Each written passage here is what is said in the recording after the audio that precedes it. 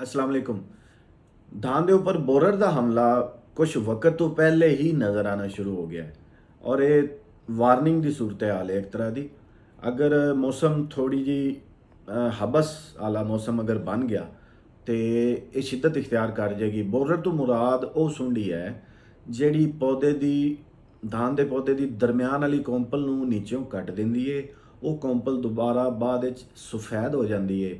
ਅਸੀਂ ਉਹਨੂੰ ਸੋਕਾਂ ਕਹਿੰਦੇ ਆ। ਸੋਕਾਂ ਨਜ਼ਰ ਆਣੀਆਂ ਸ਼ੁਰੂ ਹੋ ਜਾਂਦੀਆਂ ਨੇ। ਇਹ ਚੂੰਕਿ ਦਰਮਿਆਨੀ ਸਿੱਟਾ ਹੀ ਕੱਟ ਦਿੰਦੀ ਏ, ਦਰਮਿਆਨੀ ਉਹ ਪੱਤਾ ਹੀ ਕੱਟ ਦਿੰਦੀ ਏ ਤੇ ਲਿਹਾਜ਼ਾ ਉਹ ਪੌਦਾ ਜਿਹੜਾ ਹੈ ਉਹ ਅੱਗੇ ਮੁੰਜਰ ਨਹੀਂ ਬਣਾ ਸਕਦਾ। ਇਹ ਪੈਦਾਵਾਰ ਦੇ ਵਿੱਚ ਬਹੁਤ ਜ਼ਿਆਦਾ ਨੁਕਸਾਨ ਦਾ ਬਾਇਸ ਬਣ ਸਕਦੀ ਏ। ਇਹਦੇ ਵਾਸਤੇ ਦੋਸਤਾਂ ਨੂੰ ਤਜਵੀਜ਼ ਕਰਾਂਗਾ ਕਿ ਹਿਫਾਜ਼ਤੀ ਤੌਰ ਤੇ ਦਾਣੇਦਾਰ ਜ਼ਹਿਰ ਇਸਤੇਮਾਲ ਕਰੋ ਔਰ ਦਾਣੇਦਾਰ 4 ਕਿਲੋ ਵਾਲੀ ਅਗਰ ਤੁਸੀਂ ਇਸਤੇਮਾਲ ਕਰਨੀ ਹੈ ਤੇ 2 ਥੈਲੀਆਂ ਫੀ ਏਕੜ ਇਸਤੇਮਾਲ ਕਰੋ। ਜਿਹੜੀ 4 ਕਿਲੋ ਦਾਣੇਦਾਰ ਫੀ ਏਕੜ ਉਹ ਮਿਕਦਾਰ ਕਮ ਹੈ। 7 ਕਿਲੋ ਕਮ ਅਜ਼ ਕਮ ਫੀ ਏਕੜ ਦਾਣੇਦਾਰ ਇਸਤੇਮਾਲ ਕਰੋ ਔਰ ਇੱਕ 20 ਤੋਂ 25 ਦਿਨ ਤੇ ਦਾਣੇਦਾਰ ਇਸਤੇਮਾਲ ਹੋਵੇ, ਇੱਕ 40 ਤੋਂ 45 ਦਿਨ ਤੇ ਦਾਣੇਦਾਰ ਇਸਤੇਮਾਲ ਹੋਵੇ।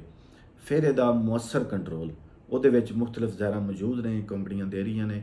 ਕਲੋਰੈਂਟਰਾ ਨੀਲੀਪਰੋਲ ਦੇ ਨਾਲ ਦੀਗਰ ਜ਼ਹਿਰਾਂ ਦਾ ਮਿਕਸਚਰ ਹੈ, ਲੇਕਿਨ 4 ਕਿਲੋ ਜਿਹੜੀ ਜ਼ਹਿਰ ਹੈ ਉਹਦਾ ਛੱਟਾ ਹੀ ਨਹੀਂ ਪੂਰੇ ਏਕੜ 'ਚ ਪੂਰਾ ਆਉਂਦਾ, ਲਿਹਾਜ਼ਾ 4 ਕਿਲੋ ਡੋਜ਼ ਕਮ ਹੈ। ਜਜ਼ਾਕ